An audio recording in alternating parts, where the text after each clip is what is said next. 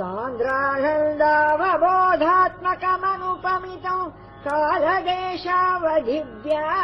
निर्मुक्तौ नित्यमुक्तौ निगमशतसहस्रेण निर्भास्यमानौ अस्पष्टौ दृष्टमात्रे पुनरुरुपुरुषार्थात्मकौ ब्रह्मतत्त्वं तत्तावद्भाति साक्षात् गुरुपवनपुरे हन्तभाग्यं जनानाम्.